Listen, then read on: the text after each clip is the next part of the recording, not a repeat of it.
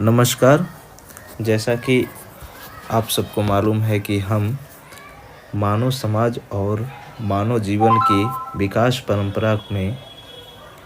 एक-एक क्रम को समझते हुए आगे बढ़ रहे हैं। जैसा कि पीछे हम लोग यह ज़िक्र कर चुके हैं कि मानव समाज और मानवीय जीवन किस तरीके से किन कालों में कैसा रहा है तथा उस समय मनुष्य अपने समाज एवं समाज के विभिन्न पहलुओं को अपने आसपास जीता हुआ, समझता हुआ तथा झेलता हुआ किस तरीके से एक परिपक्व और सुदृढ़ जीवन के रूप में अपने को ढालता है, इन सभी बिंदुओं पर हम बात करते हुए अब तक मनुष्य के जंगली जीवन, बर्बर जीवन एवं सभ्य जीवन की एक-एक पहलुओं को समझ चुके हैं। आप सबको यह जानकारी होना चाहिए कि हम लोक साहित्य या जनपदीय साहित्य में लोक जो जो जन है, जो ग्रामीण समाज से जुड़ा हुआ या लोक में अपने को विभिन्न परिस्थितियों में अपने जीवन को ढालता हुआ, दैनिक क्रियाओं को करता हुआ तथा उन सभी क्रियाकलापों में अपने को बाँधते हुए रोज़मर्रा के जीवन को जीता हुआ जो मनुष्य है, जो बिल्कुल ग्रामीण जनजीवन का मनुष्य है, हम उसको समझने के क्षेत्र में कहीं न कहीं उसके प्रारंभिक दौर की स्थिति को एक-एक क्रम में बाँटते हुए यह समझने की कोशिश कर रहे हैं कि आखिर मनुष्य का प्रारंभिक दौर किस तरीके से था और फिर उसका विकास क्रम किस तरीके से आगे बढ़ता गया, और इसी सिलसिले में हम मनुष्य का प्राचीन कालीन जो जीवन था उसको समझने की पूरी कोशिश पीछे की क्लास में कर चुके हैं। इस क्रम में आप लोगों ने देखा था कि मनुष्य का जो प्रारंभिक जीवन है वह जंगली जीवन, अर्थात मनुष्य जो रहा,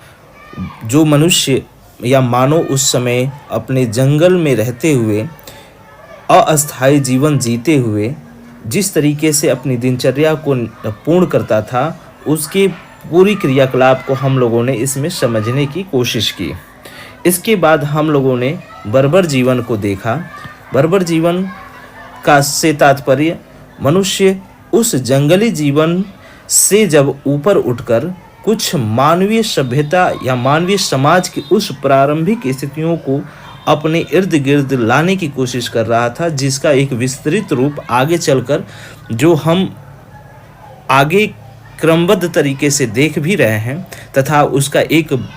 विस्तार रूप आज के समय में हम जीते भी हैं, अपने आसपास से उसको देखते भी हैं। उसका प्राथमिक या मूल जो स्रोत है वो कैसा था या किन परिस्थितियों में उसकी एक तरह से स्थिति दिखाई पड़ती है, उसको हम लोगों ने बर्बरी जीवन के अंतर्गत देखने की कोशिश की। चूँकि यह अत्यंत द्वंद्वात्मक स्थिति के रूप में दिखाई पड़ती है, क्योंकि इस समय का जो मनुष्य है वह किसी भी परिस्थिति को अपने ऊपर स्वयं या तत्काल ढालते हुए या उसे स्वीकार करते हुए अपने पुराने स्थितियों को छोड़ना उतना मुनासिब नहीं समझ पाता था। लेकिन परिवर्तन का वह दौर उसे उन पुरानी चीज़ों को त्यागने तथा नई चीज़ों को ग्रहण करने के लिए कहीं ना कहीं आतुर दिखाई पड़ती है। इसी कारण इस समय का जो मनुष्य है वह द्वंद्व की स्थिति में ज़्यादा दिखाई पड़ता है। इसके तत्पश्चात हम लोगों ने जो सभ्य समाज या सभ्य जीवन जो मनुष्य का था उसको समझने की कोशिश की, और इसी सभ्य समाज में हम लोगों ने जो प्राथमिक उसका दौर रहा वह दासता युग के दौर को देखा। दासता युग कहने से यहाँ तात्पर्य यह रहा कि मनुष्य जो प्रारंभिक दौर से अपने जंगली जीवन से जब बर्बर जीवन की तरफ चला और बर्बर जीवन में एक संगठन के रूप में अपने को पाता है, अर्थात सामूहिक भावना का जो विकास हुआ, जो एक स्थान पे अस्थायी जनजीवन जीने की ओर उद्यत हुआ, इस अस्थायीपन से कहीं ना कहीं मनुष्य और मनुष्य के बीच में विभेद की स्थिति दिखने को मिलने लगती है। और यही विभेद की स्थिति, उसमें ऊंच और नीच की भावना, वर्ण स्तर पे कहीं ना कहीं विभेद की भावना, कहीं ना कहीं शोषक और शोषित की भावना,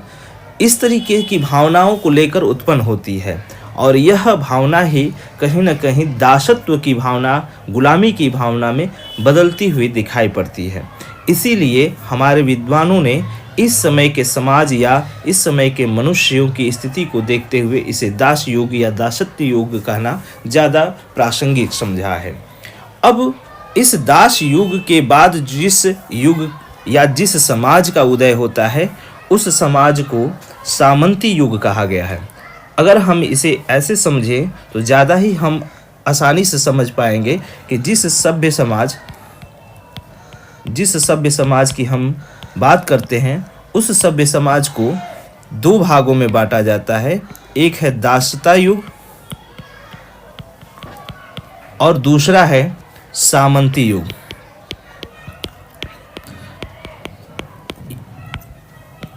जैसा कि हम पीछे के क्लास में जो भी क्रमबद्ध क्लास जो चल रही है, उसमें हम लोगों ने अपने इस क्रम को देख चुके हैं कि किस तरीके से दास युग या दासता का युग मनुष्य और मनुष्य के बीच में, मनुष्य और जो पुरुष है वो पुरुष और स्त्री के बीच में कैसे विभेद की भावना पनप रही थी, और वही विभेद की भावना एक समय के बाद कितनी विशालकाय रूप धारण कर लेती है। अर्थात समाज में विभेदपन, आपसी टकराव, ऊंच नीच की भावना, छुआछूत की भावना, वर्ण विभेद की भावना, इस तरह की नकारात्मक प्रवृत्तियों को किस तरीके से जन्म देती है, इसका प्रारंभिक बिंदु हम दासता युग में पढ़ चुके हैं। ये दासता युग ही है जिस समय मनुष्य के जो स्वतंत्रता का स्वरूप हम पहले देख चुके थे। मनुष्य के बीच उस तरह का जो विभेद नहीं देखने को मिलता था, आपसी संयुक्तता की भावना थी, सामूहिकता की भावना हुआ करती थी। वह भावना एक झटके में ही खत्म होती दिखाई पड़ती है और आपस में एक तरीके से अलगाव की भावना, आपस में विद्रोह की भावना, श्रेष्ठता और निम्नता की भावना, इस तरह की जो नकारात्मक प्रवृत्तियों का जन्म हुआ, वह इस समय के उपरांत ही देखने को मिलता है। और यह सामंती युग आते आते इसका एक विशाल रूप और भयंकरकारी रूप देखने को हमारे सामने मिलता है। तो इस समय की परिस्थितियों को देखकर हम इस समय के लोक अर्थात जो जनजीवन है, जिस हम जनजीवन की परिस्थितियों को आज लोक साहित्य में देखने की कोशिश करते हैं, उसका एक स्पष्ट रूप यहाँ से दिखने लगता है और इसी चीज़ को हम यहाँ देखने की कोशिश करेंगे। तो सबसे पहले हम सामंती युग, अगर इसको हम मध्यकालीन समय कहें तो यह अनुचित नहीं होगा। तो मध्यकालीन समय में सामंती युग, मध्यकालीन समय इसको हम मोटे तौर पर कह सकते हैं। और इस समय सामंती युग या सामंतवादी युग यह ज़्यादा प्रासंगिक ठहरता है। सामंतवादी युग इसे कहा जा सकता है। इस समय के यदि समाज के विषय में बात करें कि इस समय का जो समाज था वह कैसा था, किन परिस्थितियों को लेकर दिखाई पड़ता है, तो जैसा कि हम सब यह जान चुके हैं कि इससे पूर्व का जो समाज रहा है वह पितृसत्तात्मक समाज था। निश्चित तौर पर वही क्रिया पद्धति आज इस समय भी दिखाई पड़ती है, अर्थात पितृसत्तात्मक समाज इस समय भी देखने को मिलता है। और यह पितृसत्तात्मक समाज का जो मुखिया था, जो उत्तरदायित्व जिसके सर पे था, वह कहीं ना कहीं राजा, शासक, सामंत या धनी वर्ग के हाथों में दिखाई पड़ता है। अर्थात इससे पूर्व जिस पितृसत्तात्मक समाज का स्वरूप एक प्रजा और राजा के मध्य हुआ करती थी, राजा उस सारी चीज़ों को समझता था और वह अपनी प्रजा के हितकारी या प्रजा के हित के उपदेश से ही कार्य किया करता था। लेकिन जब इसका एक विकृत रूप आगे हम देखते हैं तो वहाँ पर यह विभेद के रूप में देखने को ज़्यादातर मिलता है, जहाँ सहयोगी भावना तो बहुत कम रह जाती है, विभेदी भावना कुछ ज़्यादा ही दिखाई पड़ती है। अर्थात यह जो उच्च वर्ग दिखाई पड़ता है, जिसमें राजा, शासक, सामंत या धनी वर्ग जो देखने को मिलते हैं, इनकी जो धारणा थी वो आम जनजीवन से कुछ कटी हुई दिखाई पड़ती है, क्योंकि यह लोग व्यक्तिगत जीवन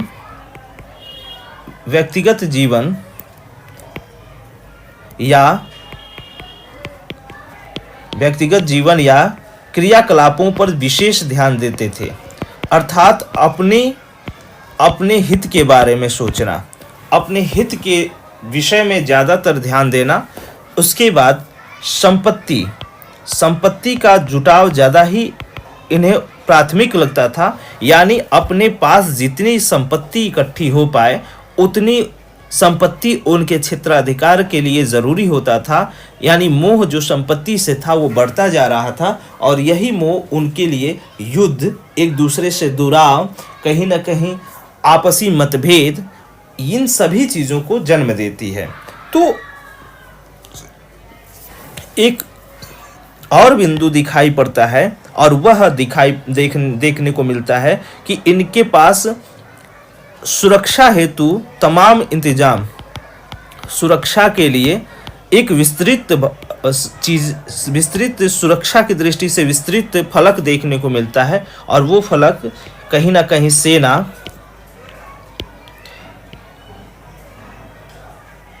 हथियार, इसके अतिरिक्त जो दास हैं, दासों की स्थिति में बढ़ाव, दासों की संख्या में फैलाव, दासों की संख्या में बढ़ोतरी कह सकते हैं। सेना यदि हम देखने की कोशिश करें सेना के दृष्टि से, तो सेना में पैदल सेना, घुड़सवार सेना, हाथी सवार सेना, ये अलग अलग किस्म की जो सेनाएं होती थी उनको ज़्यादा से ज़्यादा संख्या में रखने की ये एक फलक देखने को मिलती है। तो कुल मिला के जो पितृशतात्मक समाज है, इसमें हम पहले से भी पढ़ते आ रहे हैं कि पुरुष प्रधान,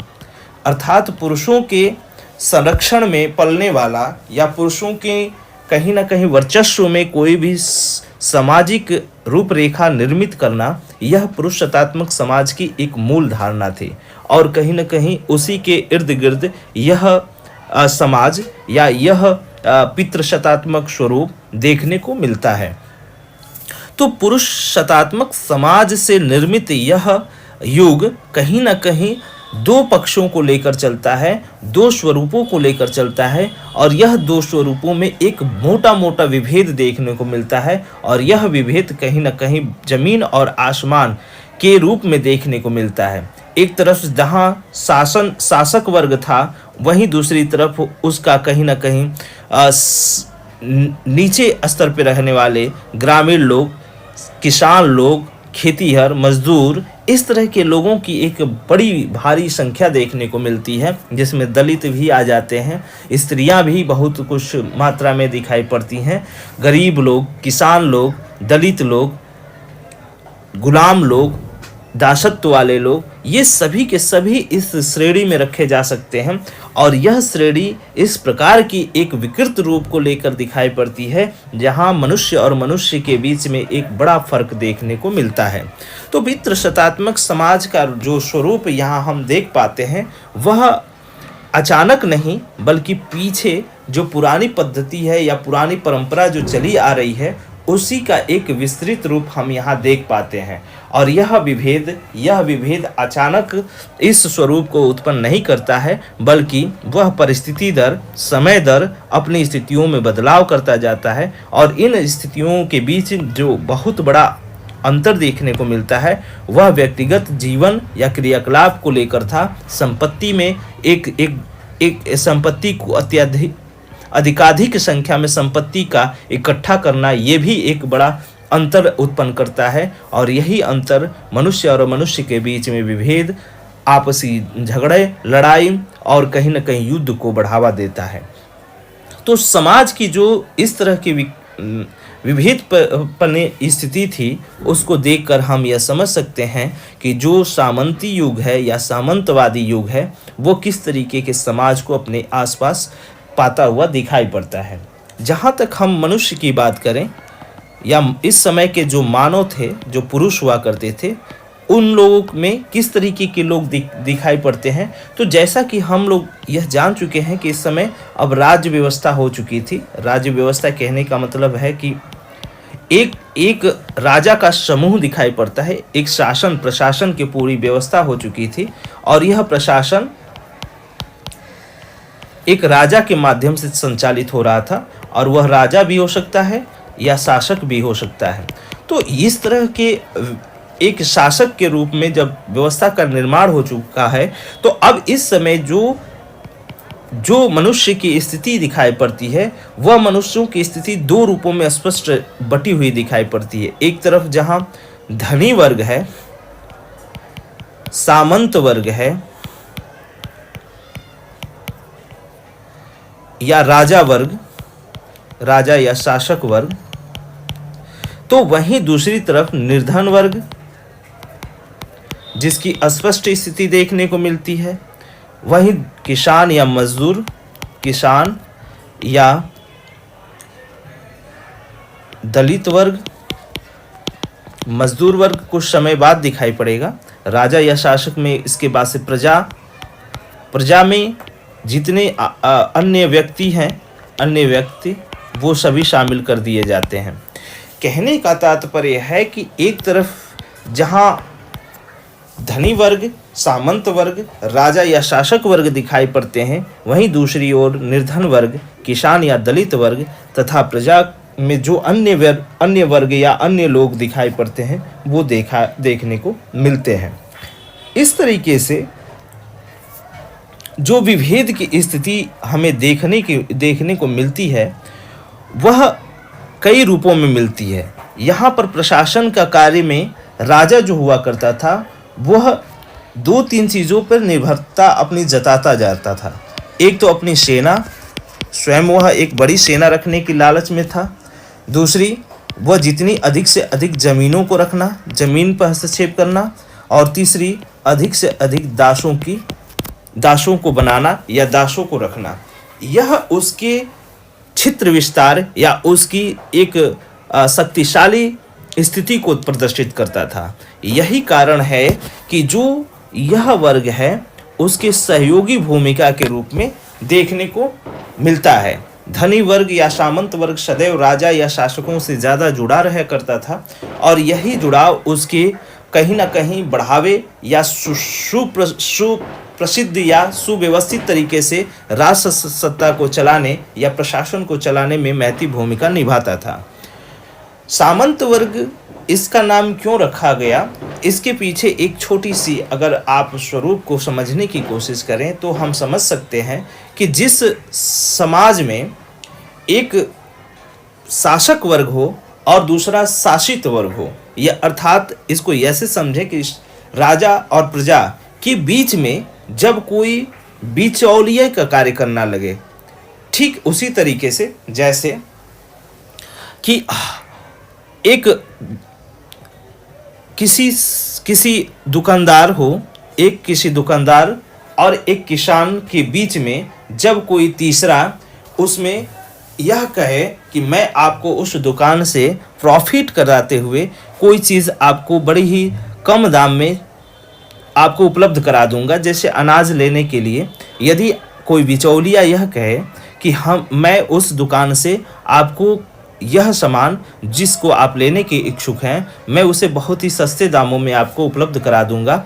इससे किसान को यह समझ में आए कि मैं जिस सामान को काफ़ी महंगे दामों में खरीद रहा हूँ, उसमें कहीं ना कहीं मुझे सस्तापन भी मिल रहा है, तो क्यों न मैं इसकी बात को समझ लूँ और इससे सहायता लेकर मैं उस महंगे दाम पर मिलने वाले जो भी सामान है या प्रोडक्ट है, मैं उसको सस्ते दाम में क्यों ना ले लूँ। इस तरीके से वह सीधे वार्तालाप उस दुकान से न करके उस बिचौलिए के माध्यम से उस सामान को लेता है और कहीं ना कहीं उसमें घाटा भी सहता है, लेकिन उसे यह लगता है कि मैं उस घाटे को नहीं सहा बल्कि उसमें मुझे नाफा ही हुआ। तो यह स्थिति जिस बिचौलिए को एक बिना कुछ परिश्रम किए या बिना किसी परिश्रम के ही कुछ फायदे भी पहुंचा देती है, यह फायदा उस सामंत वर्ग का एक छोटा प्रारूप देखने को मिलता है। अगर हम इसे समझने की कोशिश करें तो एक शासक वर्ग जो राजा हुआ करता था, वह अपनी प्रजा से इस प्रकार जुड़ा था जिससे वह प्रजा उसे कर के रूप में या तो अनाज या तो मुद्रा उसे कर के रूप में राजा को सौंपती थी और इसके बदले में वह शासन व्यवस्था या उसकी सुरक्षा की जिम्मेदारी लेता था। इस तरीके से यह व्यवस्था सुदृढ़ चल रही थी। लेकिन एक समय बाद इन दोनों व्यवस्थाओं के बीच में जिन मंत्री, सेनापति या धनी वर्ग जो राजा की सहयोगी भूमिका निभाते थे, राजा के साथ सहयोग का भाव रखते थे, उनकी स्थिति या शक्ति बढ़ती गई। एक समय बाद ये लोग कहीं ना कहीं इस प्रजा के ऊपर अपना शासन तो कर ही रहे थे, इस राजा को भी अपनी क्षेत्राधिकार में लेना शुरू कर दिया और उस राजा को इस तरीके से बना दिया जिससे वह स्वयं ही शासन अपने हाथों में चला सके, अर्थात अपने हाथों से उस सत्ता को जिधर चाहे जैसे चाहे उस तरीके से निर्मित कर सके। इस प्रकार से जिस बीच के वर्ग या मध्यम वर्ग की स्थिति उत्पन्न हुई या मध्यम वर्ग बन के दिखाई पड़ा, यही मध्यम वर्ग सामंत का रूप धारण करता है और यही सामंतों की स्थिति को सामंतवाद कहा गया। इस सामंतवाद का प्रचलन काफी समय तक दिखाई पड़ा और यह स्थिति बाद में तब समाप्त होती है जब पूंजीवाद का प्रभाव ज़्यादा ही बढ़ता हुआ दिखाई पड़ता है। तो सामंतवाद की यह स्थिति, जब हम मनुष्यों की स्थिति के विषय में बात करते हैं तो स्पष्ट देखने को मिलता है, क्योंकि मनुष्य जो एक धनी वर्ग और एक निर्धन वर्ग, एक शासक और एक शासित के रूप में दिखाई पड़ता है, वर्णों के आधार पर एक उच्च वर्ण और एक निम्न वर्ण के रूप में दिखाई पड़ता है। तो इस तरीके का जो विभेदपन आपस में देखने को मिलता है, इनके बीच में जिस सत्ता या जिस शक्ति का उदय होता है, उसी सत्ता या शक्ति के रूप में हम जिस स्वरूप को पाते हैं वही सामंतवादी स्वरूप होता है। अब यदि हम स्त्रियों की बात करें, जिस स्त्री को अभी तक हम देखते आए हैं कि समाज में स्त्रियों की क्या दशा थी या स्त्रियां किस तरीके से दिखाई पड़ती हैं, उनकी स्थिति क्या थी, तो वो यहाँ पर एक तरीके सुरक्षा या सहचरणी के रूप में देखने को मिलती हैं, अर्थात यह पूर्णतः पुरुषों पर निर्भर हो चुकी थी। इससे पहले कि जैसा आप लोगों को मैं बता भी चुका हूं कि जिन मातृशतात्मक समाज में स्त्रियों की दशा अत्यंत सुदृढ़ थी, वही एक क्रम के बाद जब पुरुष शतात्मक समाज बनता गया और पितृशतात्मक समाज के निर्माण हो जाने के बाद से किस तरीके से स्त्रियों का एक दायरा निश्चित किया जाने लगा और वह परतंत्र की स्थिति में अपने को जीवन यापन करने के लिए मजबूर होती दिखाई पड़ती हैं, वह स्थिति धीरे धीरे इतनी दयनीय बन गई कि एक समय आने के बाद से वह सिर्फ और सिर्फ पुरुषों के ऊपर निर्भर रहना, पुरुषों की सहचरणी बनना और केवल अपने घरेलू कार्यों, घर के चार दीवारी के अंदर के कार्यों को करने के लिए ही बस उन्हें एक व्यवस्थित रूप दे दिया गया। उन्हें यह मानसिक स्तर पर यह स्थिति मानसिक स्तर पे यह कह दिया गया, या मानसिक स्थिति इस तरह की बना दी गई, इस तरह की डेवलप कर दी गई कि उनका जो सही कार्य है, उनकी एक तरह से कहीं ना कहीं बनावट इस तरह की है, उनकी एक सोच इस तरह की होनी चाहिए कि वो घरेलू कार्यों या घर की कार्यों को अच्छे प्रकार से कर सके। यही कारण है कि स्त्रियों की इन दशाओं को देखकर यह कहा गया कि वही स्त्री सबसे अच्छी हो सकती है जो गृहिणी हो, जो एक गृहिणी के रूप में अपने को ढाल पाए। वह लक्ष्मी भी हो सकती है, क्योंकि घरेलू कार्यों को यदि सुदृढ़ कर पाती है, वह व्यवस्थित कर पाती है, तो जो इस कार्यों में निपुण होगी वही एक अच्छी गृहिणी हो सकती है, वह लक्ष्मी स्वरूपा हो सकती है, और वही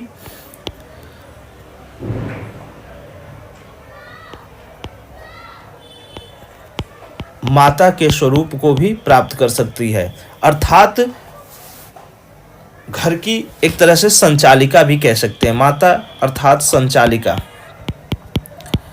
लेकिन यहाँ एक चीज ध्यान देने की यह जरूरी बात है कि वह जिस संचालिका के विषय में बात किया जा रहा है, वह संचालिका बाहरी आवरण को लेकर नहीं, वह घरेलू चीजों पर विशेष तौर पर उनके इर्द गिर्द दिखाई पड़ता है। घरेलू कहने का तात्पर्य यह है कि घर के चार दीवारी के अंदर वह जिस तरीके से कार्यों को अपने इर्द गिर्द पाती हैं, घरेलू कार्यों में वह अपने को संजोए रखती हैं, उसे व्यवस्थित करने में अपनी दिनचर्या निभाती हैं, उन्हीं दिनचर्याओं को उसके इर्द गिर्द स्थापित करते हुए ऐसे बंधन, ऐसे नियम या ऐसी शर्तें उनके ऊपर लादे गए या बनाए गए जिससे वे मानसिक और शारीरिक स्तर पर उन सारी चीज़ों को अपनाएं या उस तरीके से अपने को ढाल पाएं। तो ये स्त्रियों की दशा दिखाई पड़ती है, और इसमें ठीक वही दशा देखने को मिलती है जैसे पुरुषों में नीचे के स्तर के या निम्न स्तर के जो पुरुष हुआ करते थे, जिसमें ग्रामीण स्तर के पुरुष हुआ करते थे, या गरीब पुरुष हुआ करते थे, दलित पुरुष हुआ करते थे, दास या जो गुलाम पुरुष हुआ करते थे, या कला में जिनका बहुत सुदृढ़ हस्तक्षेप नहीं हुआ करता था, कला में निपुणता तो थी लेकिन सुदृढ़ उससे कहीं धन का या आर्थिक अभाव हुआ करता था, उस तरह के जो पुरुष हुआ करते थे उनकी भी दशा उसी तरीके की दिखाई पड़ती है। ठीक है, स्त्रियों की भी दशा इसी तरीके की दिखाई पड़ती है। अब इसमें एक महत्वपूर्ण बिंदु यह सामने आता है कि जो इनकी स्त्रियां होती थी, जो दलितों की, किसान की, मजदूर की, या जो दास होते थे उनकी जो स्त्रियां होती थी, उनकी जो पत्नियां होती थी, उनकी क्या दशा होती होगी, आप इससे निश्चित तौर पर तय कर सकते हैं कि जो एक बड़े वर्ग के या धनी वर्ग की स्त्रियों की तो दशा अत्यंत दयनीय थी ही, लेकिन इन वर्गों की स्त्रियों की दशा किस तरह की होगी, वह अत्यंत दयनीय रूप में हो सकती है। यह कल्पना मात्र ही है, और हमारे समाज में आज भी इसकी स्थिति देखने को मिलती है। तो कहीं ना कहीं स्त्रियों की दशा, चाहे वो मनुष्य की दशा, जिस तरीके से देखने को मिलती है, सामंतवादी युग इस समय के समाज को बहुत अच्छी तरीके से प्रदर्शित करता है। जहाँ तक हम इस समय के समाज में विवाह की स्थिति की बात करें, तो विवाह की स्थिति भी कुछ उसी तरीके से दिखाई पड़ती है जैसे कि पहले हम देख पाते थे। लेकिन इस समय एक महत्वपूर्ण बिंदु सामने आता है, वो है कड़ा अनुशासन। अनुशासन कहने का तात्पर्य यह है कि विवाह की स्थिति में एक बड़ा ही अनुशासन देखने को मिलता है, ताकि हमारी सामाजिक व्यवस्था को सुदृढ़ या व्यवस्थित बनाया जा सके। इस दृष्टि से जो विवाह की परंपरा है या विवाह के बंधन के कार्य हैं, वह सामाजिक दृष्टि से बड़े ही सुदृढ़ और व्यवस्थित रूप में देखने को मिलते हैं। तो इस दृष्टि से यही रूप हम आगे कुछ समय बाद यह देख पाते हैं कि वह दहेज प्रथा, बहुपत्नीवाद, सती प्रथा, पर्दा प्रथा, बाल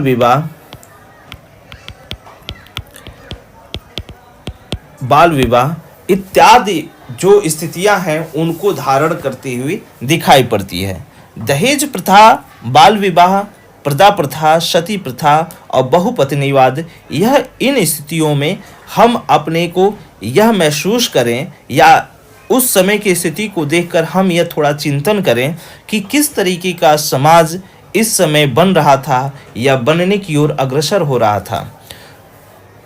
जहाँ तक हमारे जो समाज के विद्वान या समाज इस समय के जो समाज में जो शिक्षित या अनुभवी लोग रहे या जिन्हें हम कहते थे संचालक लोग, जो समाज को संचालित करते थे, वह संचालक दूरदर्शी हुआ करते थे, ये इसमें कोई दो राय नहीं। लेकिन उस दूरदर्शिता के स्वरूप में कहीं न कहीं उनके लिए यह निश्चित तौर पर उचित या अनुचित लगा होगा कि इस तरह की व्यवस्था यदि समाज में विभेदपन या आपस में कहीं न कहीं बंधन या अनुशासन को नियुक्त न किया गया या अनुशासन प्रिय न बनाया गया, तो सामाजिक ढांचा या सामाजिक व्यवस्था को सुदृढ़ या व्यवस्थित रख पाना संभव नहीं हो सकता। यही कारण है कि वह समाज में एक कड़े प्रथा को लागू करना या कड़े प्रथा को अपनाने की ओर अग्रसर दिखाई पड़ते हैं। यह निश्चित तौर पर हिंदू धर्म या हिंदू जो सिद्धांत पद्धति है उसके अनुरूप दिखाई पड़ता है। जैसा कि हम आगे देखेंगे कि जब यहाँ मुस्लिम शासन या मुस्लिम सत्ता की स्थापना होती है तो इसमें कहीं ना कहीं विकृतियाँ भी और बढ़ती जाती है। इसकी स्थिति में कहीं ना कहीं और विकार उत्पन्न होता है और यही विकार हमें एक समय के बाद अत्यंत घृणित भी लगने लगता है। फिलहाल समाज में जिस दहेज प्रथा, बहुपत्नीवाद या बाल विवाह, पर्दा प्रथा या सती प्रथा का स्वरूप देखने को मिलता है, वह अत्यंत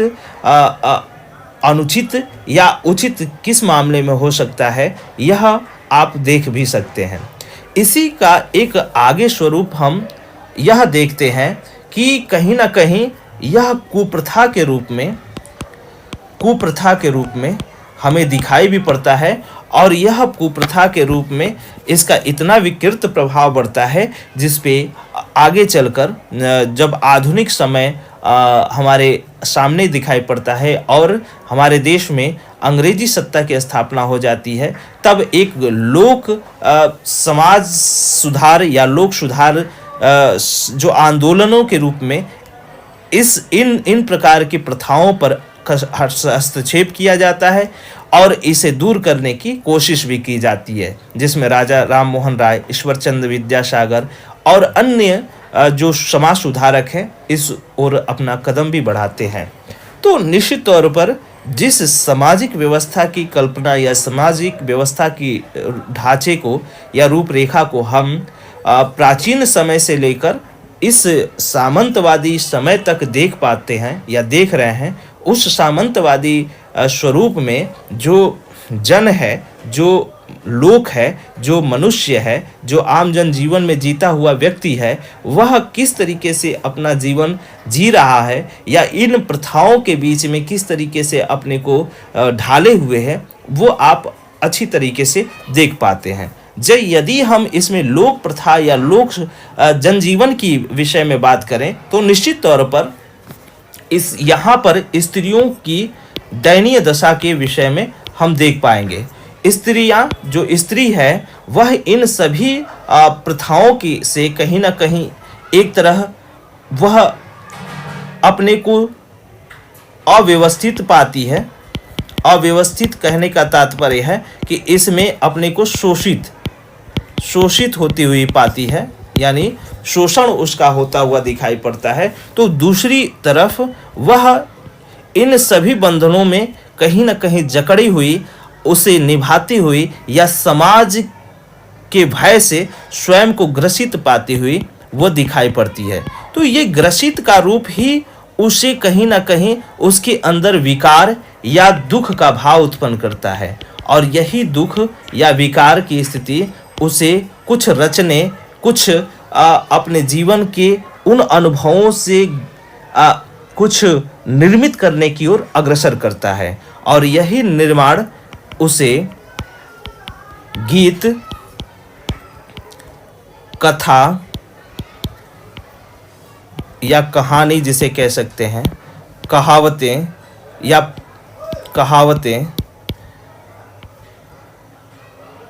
या अनुभव जिसमें संघर्ष भी शामिल है, इन सभी ओर प्रेरित करता है। और यही कारण है कि हम जिस लोक की बात कर रहे हैं या करेंगे आगे, उन लोकों में इस तरह की चीज़ें दिखाई पड़ती हैं। तो एक तरफ तो ये स्त्रियां हैं जो इस तरह की कुप्रथाओं से परेशान होकर, या जो सामाजिक ढांचा है समाज में जो उसके ऊपर एक जो अनुशासन है या शोषण है, उससे परेशान होकर जो जीवन की प्रासंगिक स्थितियों को उजागर करने की कोशिश है, उजागर करती हैं, तो वहीं दूसरी ओर वह अपने सुख दुख के भावों को भी व्यक्त करती हैं। कहने का तात्पर्य यह है कि एक तरफ जिन स्त्रियों में इन प्रथाओं को लेकर एक भारी विडंबना देखने को मिलती है, वह अपने को कहीं ना कहीं शोषित, हताश, परेशान दिखाई पड़ती हैं, और इस परेशानी को जब वह अपने भावों में व्यक्त करने की कोशिश करती हैं, तो वह उसी भावों को व्यक्त करने के लिए वह गीतों का सहारा लेती हैं, वह कहानियों का सहारा लेती हैं, वह कहावतों का सहारा लेती हैं, या अन्य इसी प्रकार के कुछ जो सामाजिक स्तर पर चलने वाले भाव हैं या विधा हैं, उनका सहारा लेकर वो व्यक्त करती हैं। ठीक इसी तरीके से वह समाज में व्याप्त उन कुरीतियों, उन रूढ़िवादी, परंपरावादी जो धार्मिक कुप्रथाएं हैं, उनके प्रति कुठाराघात भी करती हैं, और वह उनका कहीं ना कहीं विभेद या उनका कहीं ना कहीं स्वरूप वह अपने गीतों के माध्यम से, वह अपने कहानियों के माध्यम से, वह अपने जो अपनी एक मनोइच्छा है, जो संघर्ष की एक परंपरा है, उसमें कहीं ना कहीं वो ढालती हुई एक गद्यात्मक रूप देते हुए वह एक दूसरे के समक्ष प्रस्तुत करती हैं, जिसको हम आज लोक साहित्य के रूप में पढ़ते हुए या अनुभव करते हुए यह देख पाते हैं। यह स्त्रियों की दशा भी जिस तरीके से दिखाई पड़ती है, ठीक इसी तरीके से आगे हम या इस समय से लेकर आगे के समय तक पुरुषों में जो नीचे वर्ग है, जिसमें किसान, दलित, जो दास है, जो गुलाम है, उनकी भी दशा को देखेंगे। तो कहीं ना कहीं लोक का जनजीवन कहाँ दिखाई पड़ता है, किस स्थिति में दिखाई पड़ता है, इसको हम यहाँ भली भांति देख पाने में सक्षम हैं। जहाँ तक यदि हम इस समय संपत्ति के रूप में बात करें, तो निश्चित तौर पर संपत्ति के रूप में हम पहले भी बता चुके हैं कि संपत्ति कहीं ना कहीं कृषि तो ज़्यादा महत्व थी, कृषि का प्रभाव तो था एक संपत्ति के रूप पर, एक अधिकार था। अब साथ साथ वाणिज्य का भी प्रभाव हो चुका था। वाणिज्य कहने से तात्पर्य है कि व्यापारिक कार्य अर्थात आदान प्रदान, उसके लिए कोई एक साधन का हो जाना, जिस तरीके से सोने चांदी के रूप में साधन का रूप, जब हम किसी चीज़ का व्यापार या आयात निर्यात करते हैं तो उसके एवज में हम किसी संपत्ति या किसी ऐसे वस्तु को देते लेते हैं जिससे हम उसके मोल के रूप में उसको तौल सकें। तो इस समय संपत्ति के रूप में हम वाणिज्य और कृषि पर निर्भरता देखते हैं, और इस समय यही एक समय का जैसे संपत्ति हुआ करती थी। अब यह संपत्ति राजा या शासक वर्ग तथा जो प्रजा या निर्धन वर्ग या किसान या दलित वर्ग हुआ करता था, उन सब के लिए अलग अलग होता था। तो कृषि या किसान जो वर्ग होता था, यही कारण है कि इस समय वह अत्यंत निर्धन या गरीब जीवन को जीता हुआ महसूस करता है। वह संपन्नता उसके जीवन में बहुत कम देखने को मिलती है, क्योंकि वह अपने को कहीं ना कहीं कृषि में तो श्रेष्ठ था, लेकिन वह अनाज से उत्पादन करने से पहले ही जिन बिचौलियों के प्रभाव से वह ग्रसित होता था, उस ग्रसन का प्रभाव उसके न केवल जनजीवन पर पड़ता था, बल्कि पारिवारिक स्थिति पर भी पड़ती थी। और यही पारिवारिक स्थिति उसके सामाजिक ढांचे को भी कहीं ना कहीं दुर्व्यवस्थित करने में भी उत्तरदायी हुआ करती थी। तो यह एक स्थिति हम देख सकते हैं कि किस तरीके से संपत्ति का भी एकाधिकार जो हमें दिखाई पड़ता है, वह देखने को मिलता है। यदि हम शासन व्यवस्था की बात करें तो निश्चित तौर पर जैसे हम यहाँ शासन व्यवस्था पहले देख चुके हैं, उसी तरीके की शासन व्यवस्था यहाँ पर भी दिखाई पड़ती है, और कुछ वही शासन व्यवस्था का सुदृढ़ रूप देखने को मिलता भी है। यहाँ एक चीज़ ध्यान रखने की ज़रूरत है कि जो राजा हुआ करता था या शासक, राजा या शासक हुआ करता था, उसका सामना कहीं ना कहीं जो दो प्रकार से, यहाँ दो प्रकार से जो प्रशासन चलता था, इसके लिए प्रशासनिक जो व्यवस्था थी, प्रशासन, वह एक तरफ तो वो उसका जो सेना हुआ करती थी, सेना यानी सेनापति, मंत्री या कर्मचारी जिसको कह सकते हैं, तो ये एक तरीके से चलाती थी। और दूसरा था प्रजा, जिसमें किसान, दलित, स्त्री या जो कला निपुण थे, कला में निपुण या दास लोग, दास, ये एक दो तरह की कंडीशन यहाँ देखने को मिलती है। अब ये प्रशासनिक व्यवस्था में जो राजा हुआ करता था, वह एक तरफ तो वह धनी वर्गों से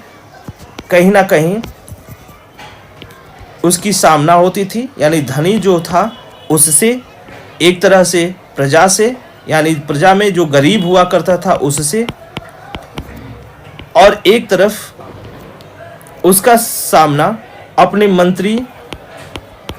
या कर्मचारियों से।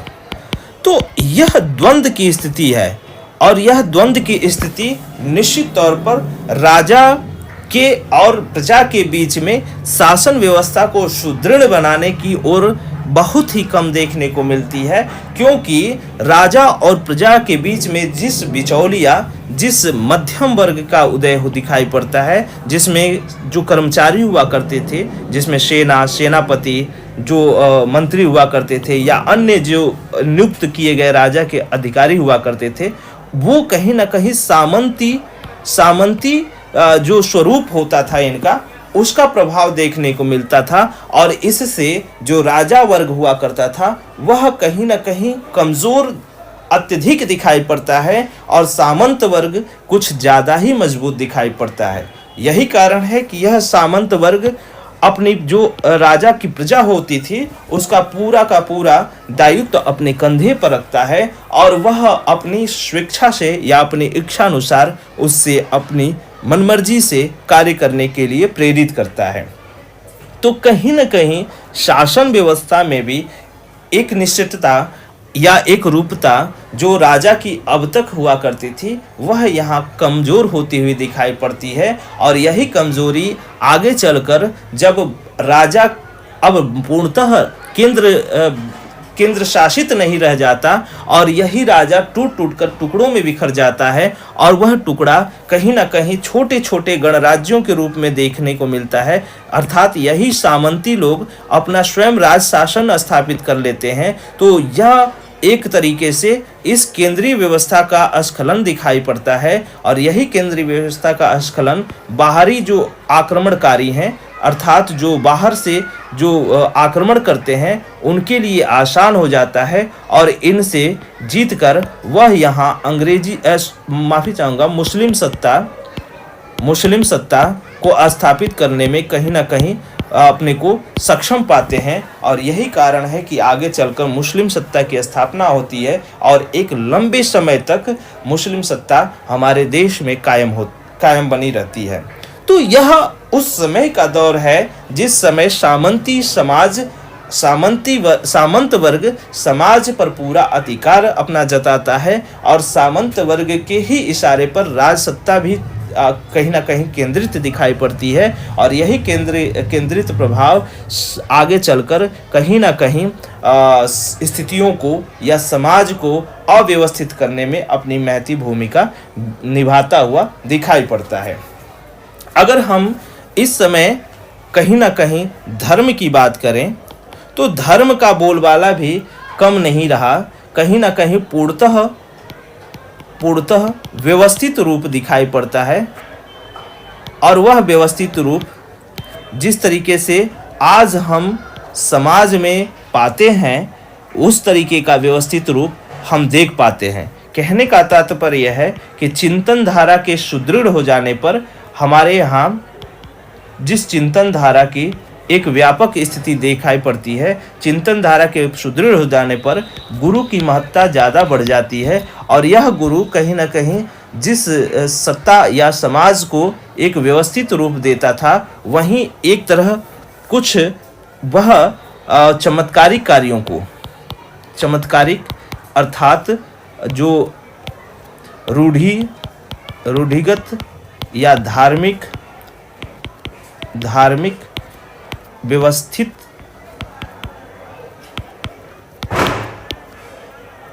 नियम है उसको करवाने में कहीं ना कहीं अपनी महती भूमिका निभाता है। गुरु की जहाँ तक बात है तो वह गुरुकुल में एक शिक्षा प्रदान करने वाला